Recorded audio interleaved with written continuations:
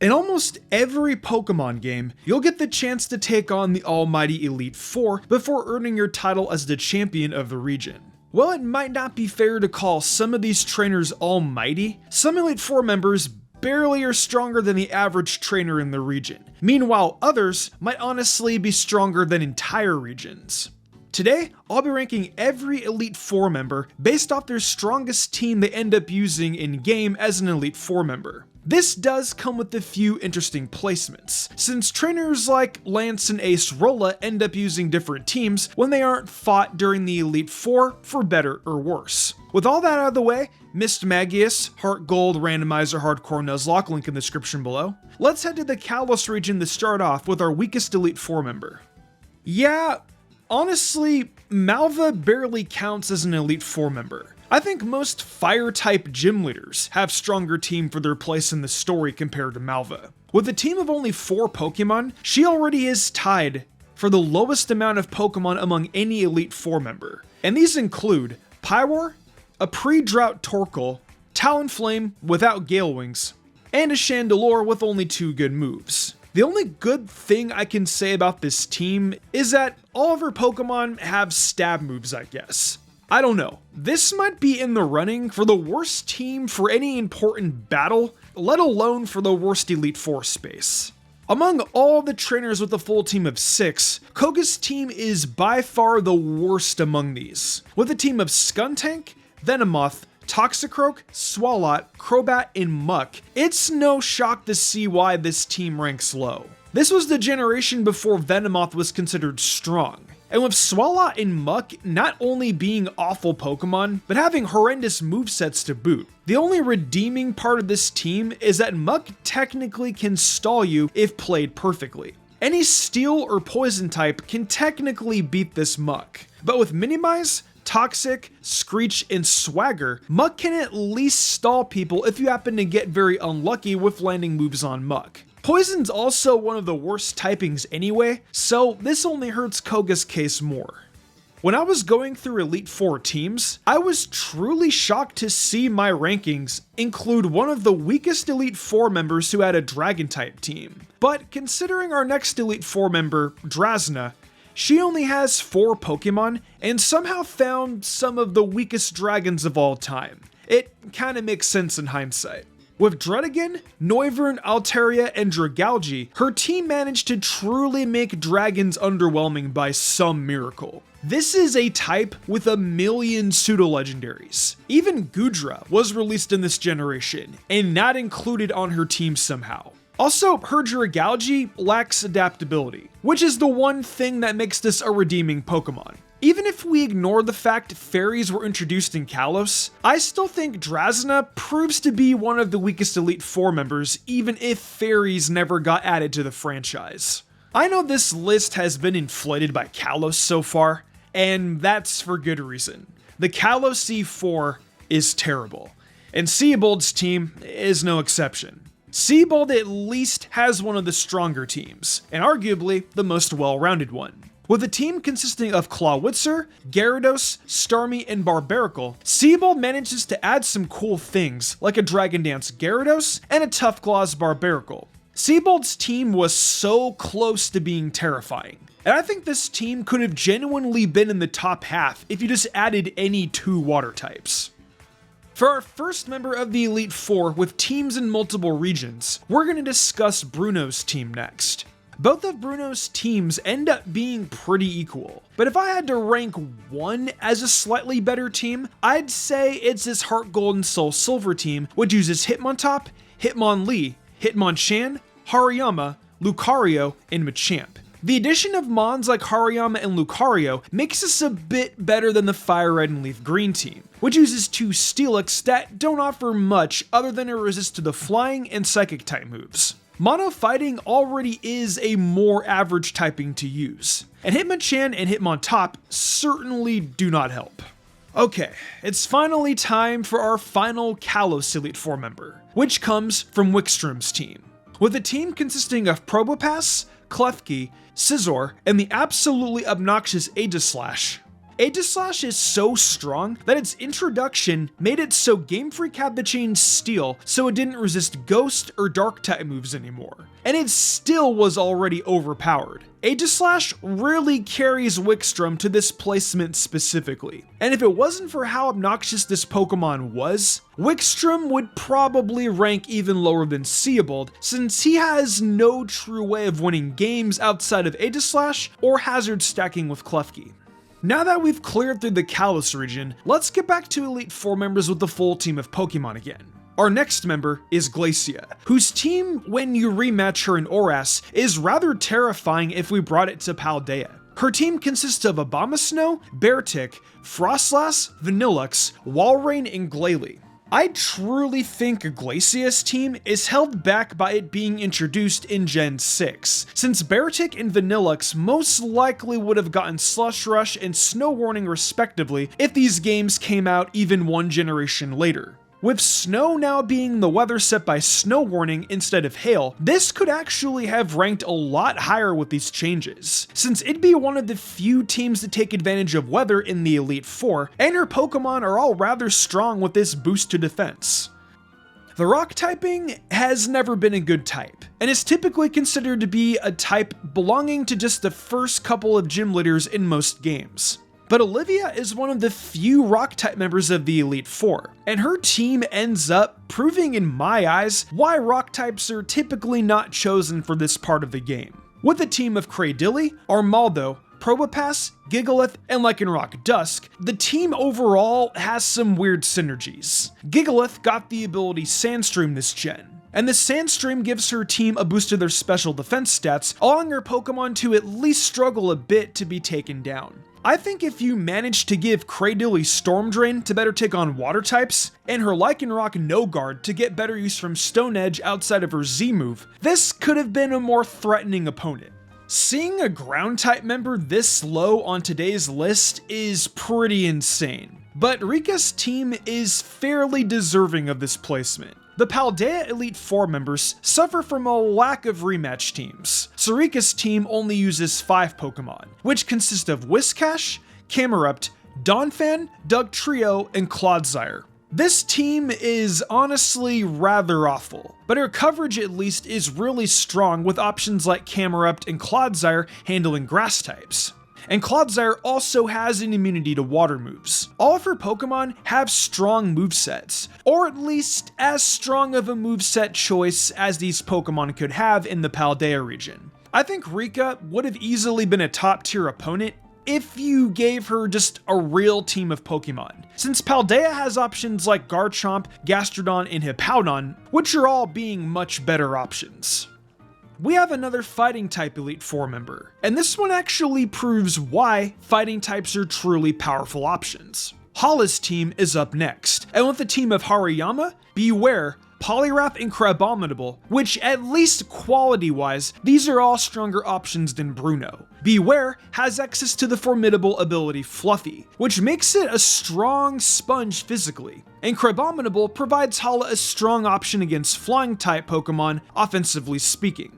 All 5 of Hala's Pokemon have strong movesets, with the worst being Poliwrath due to the fact it didn't get good fighting moves until Generation 8. Hala's team is pretty average, and if he either had a 6 Pokemon or items, he could have easily been much higher on our list. Despite Lorelei being an Ice-type trainer, her Let's Go team actually proves to be pretty interesting.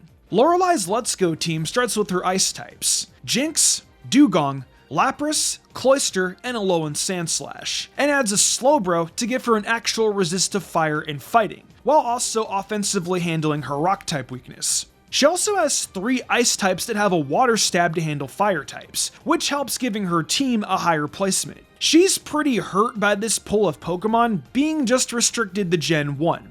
And the lack of abilities and items thanks to the Let's Go mechanics. But I still think her synergy here is much better than Fire Red and Leaf Green. It's too hard to rank these two separate from each other, since our next 2 members, Acerola and Kahili, both prove to be pretty equal in terms of strength for the Ultra Sun and Moon games. Both of their teams had the same exact issues, where their Usum teams technically are better, but this is mostly due to better movesets being given to their Pokemon, where the regular Sun and Moon teams technically use stronger Pokemon.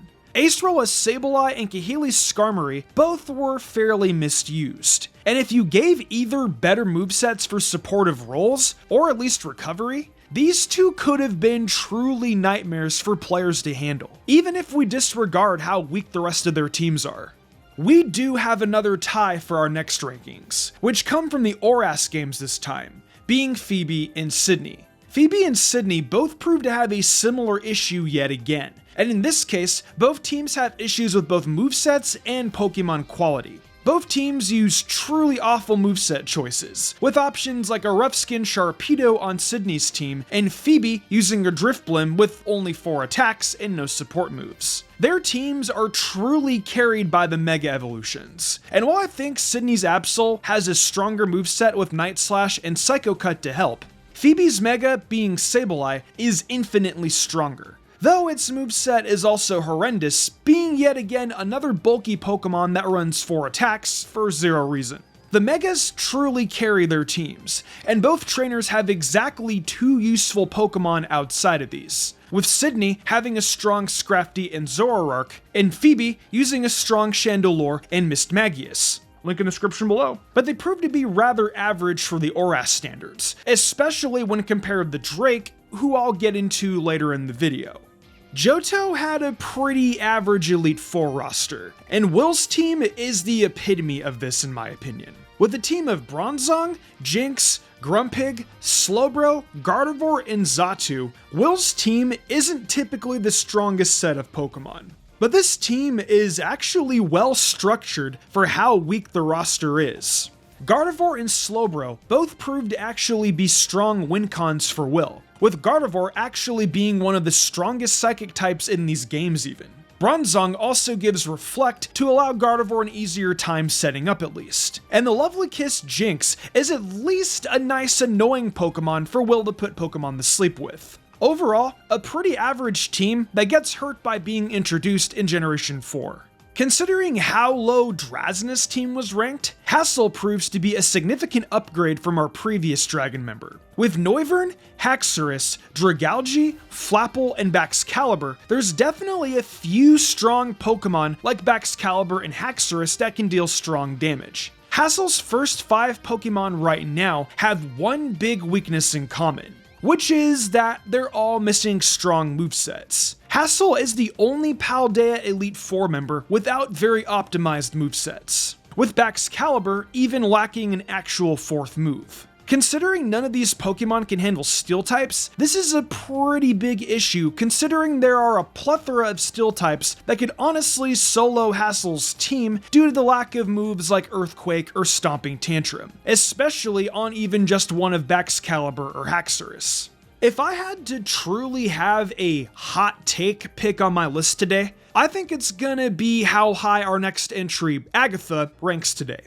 Agatha's strongest team is her Let's Go team, which consists of Arbok, Alolan Marowak, Golbat, Weezing, and 2 Gengar. Despite using a not fully evolved Pokemon with Golbat, the other 5 Pokemon are fairly strong in this case. Despite Weezing benefiting more from a more supportive moveset usually, the coverage it uses here with Fire Blast, Thunder, Sludge Bomb, and Shadow Ball is rather strong. Agatha's team also has 2 very similar Gengar, with the only difference being one uses Dazzling Gleam and the other using Will-O-Wisp, which actually works out in her favor. If I was ever to use a duplicate Pokemon on a team, Gengar's a rather strong one at least.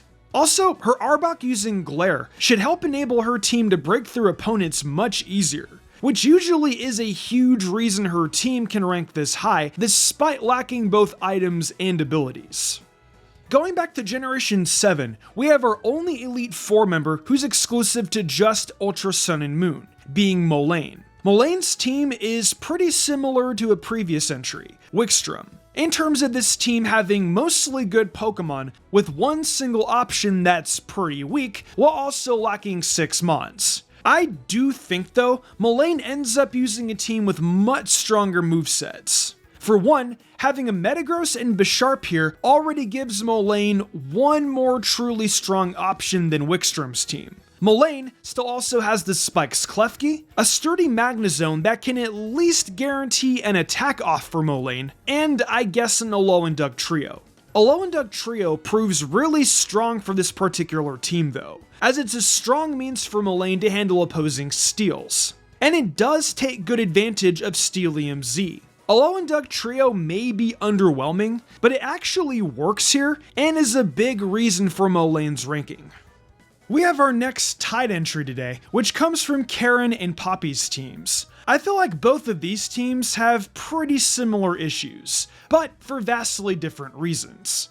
Both teams have rather strong Pokemon on them with fairly optimized movesets. Karen uses options like Weavile and Spiritomb, which prove to be her best options on the team, while Poppy can take advantage of key threats like Tinkaton and Corviknight to win fairly easily. Both trainers do miss out on recovery though, which for on Karen's Umbreon and Poppy's Corviknight makes a big difference towards their viability here. The biggest issue for each though are what sets both entries apart, with Karen's team struggling due to power creep from newer dark types like Kingambit and Grimmsnarl, while Poppy's biggest issue is she is still missing a 6th Pokemon to round out her otherwise strong team. Both trainers do prove to be rather strong though, and they definitely start to resemble what a higher tier Elite Four member should truly be.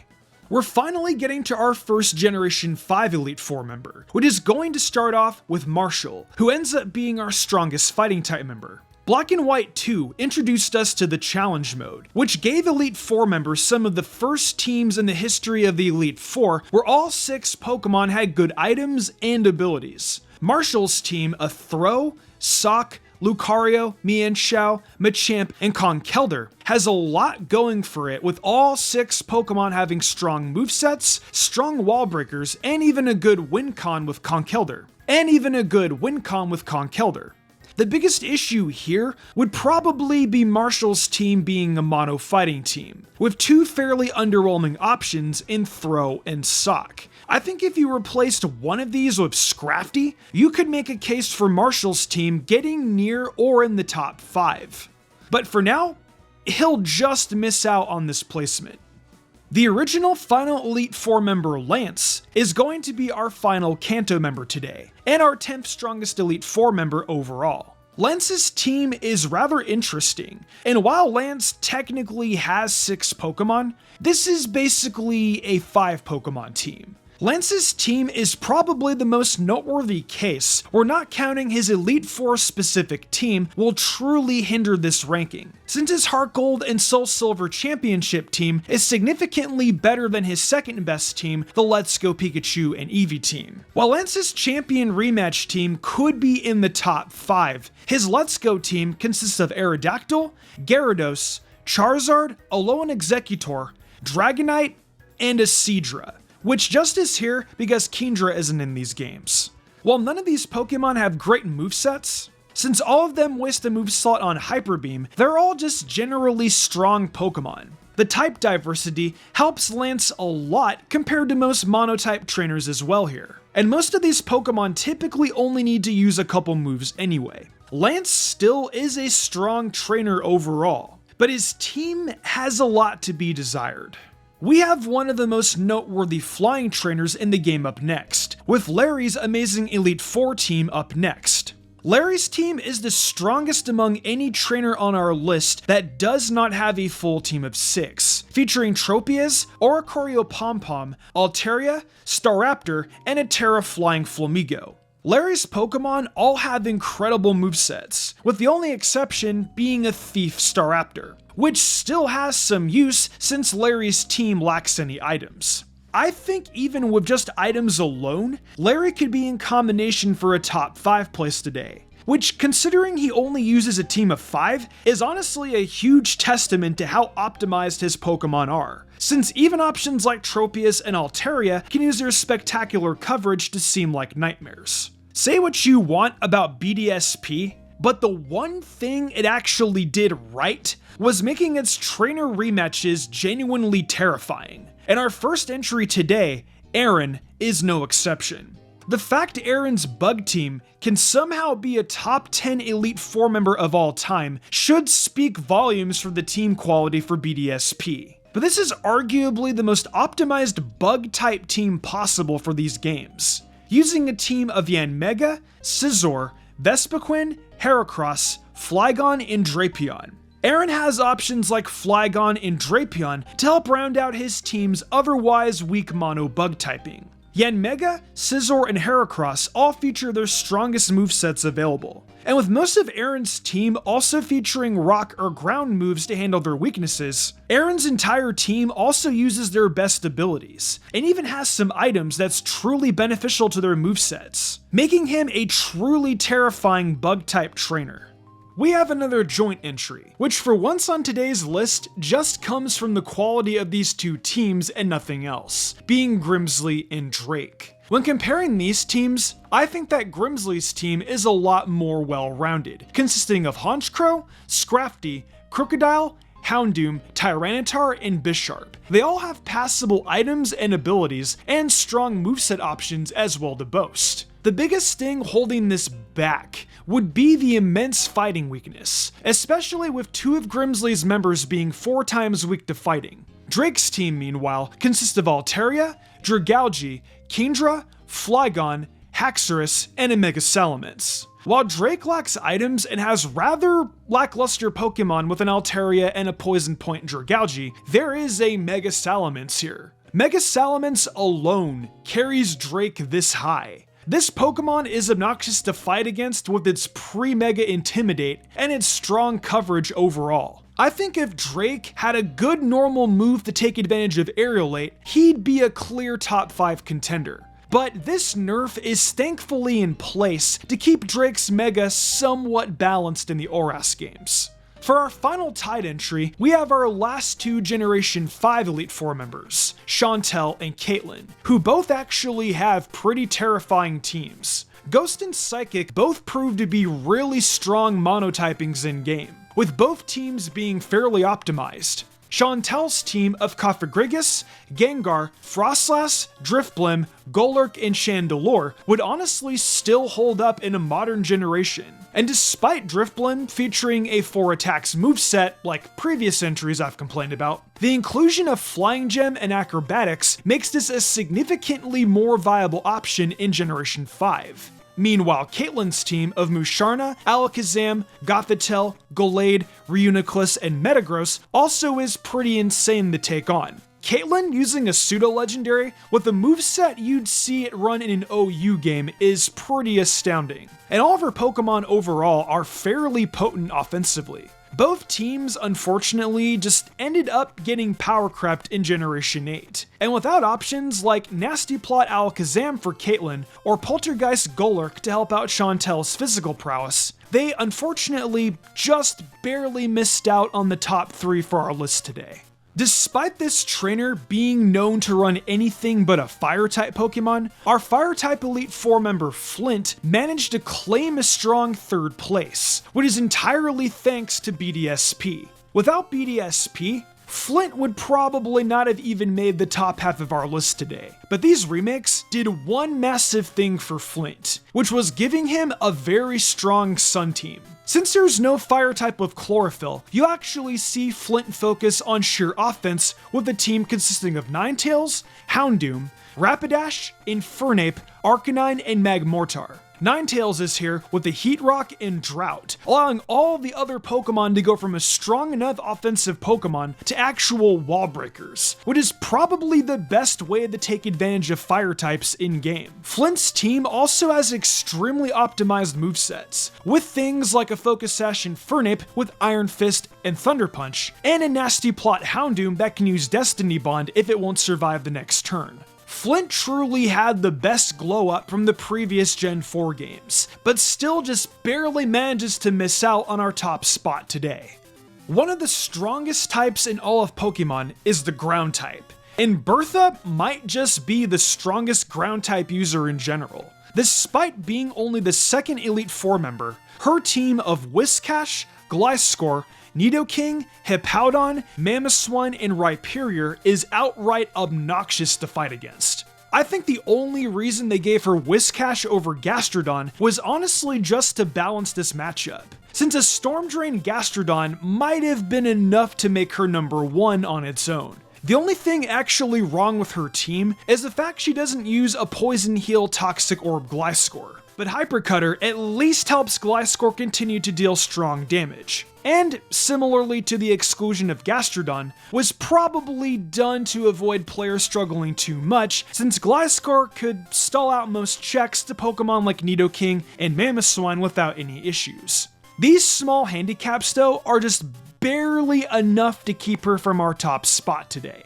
Taking home the title of the strongest Elite Four member is our final BDSP member, Lucian, who uses easily the most terrifying mono-psychic team around. Despite featuring worse Pokemon quality-wise, the movesets here are what carry Lucian. With a team of Mr. Mime, Espeon, Bronzong, Alakazam, Slowbro, and Gallade, Lucian does an incredible job at handling common psychic counterplay. Lucian's team has amazing checks for dark types, with a Nasty Plot and Dazzling Gleam Alakazam, and Earthquake Bronzong for any dark and poison types like Skuntank and Drapion, and even a Gallade with Justify that take advantage of any dark types still standing. The Mr. Mime, despite being a fairly underwhelming Pokemon, typically is even a strong screens user to help enable Alakazam to be a stronger win con here. Lucian's team is perfectly crafted to be the most difficult Elite Four member, and if it wasn't for Cynthia's BDSP team being an actual OU team for these games, he'd easily beat every trainer in Sinnoh. So that's my list for the strongest Elite Four members across every game. Let me know down below what you thought of my list today, and I'd also love to see your guys' list as well while you're down there. If you made it this far, make sure you also remember to leave a like on today's video and subscribe for more content like this, as I post a lot of top 10s and general Pokemon discussion videos like today's list. If you're a fan of Pokemon content, I'm sure you'll find plenty to love on the channel. Anyways though, thank you so much for watching, and with that, I'll see you guys next time.